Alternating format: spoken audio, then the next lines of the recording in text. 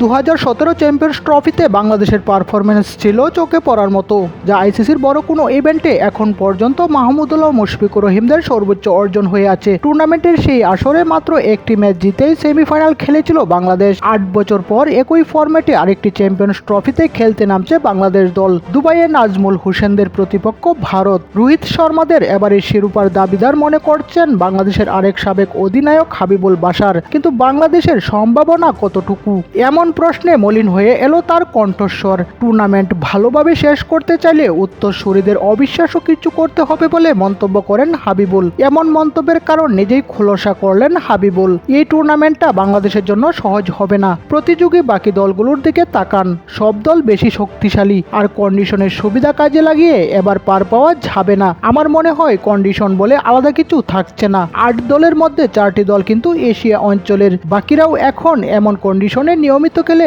অভ্যস্ত। সব মিলিয়ে যদি হিসাব করি, বাংলাদেশ দলকে ভালো করতে হলে অবিশ্বাস্য কিছু করতে হবে।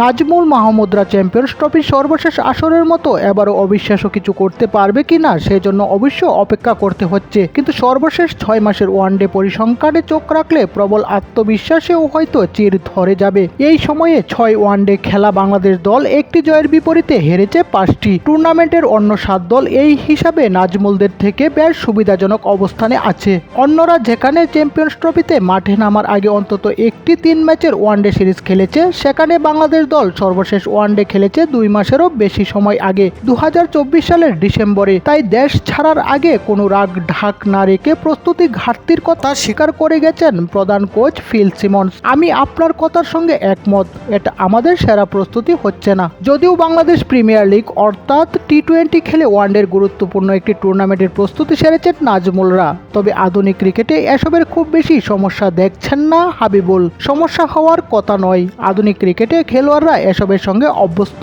এক সংস্করণ থেকে আরেক সংস্করণে খেলা এখন নিয়মিত ব্যাপার। তবু হাবিবুলের শেষ কথায়ও খানিক আক্ষেপ মিশে রইল। এই টুর্নামেন্টের আগে ওয়ানডে খেলা হলে ভালো হতো। 1-2 সিরিজ যদি খেলা যেত তবে খানিকটা স্বস্তি পাওয়া যেত। তবুও মনদের ভালো যে যারা চ্যাম্পিয়ন্স ট্রফি খেলতে গেছে তারা সবাই খেলার মধ্যে ছিল।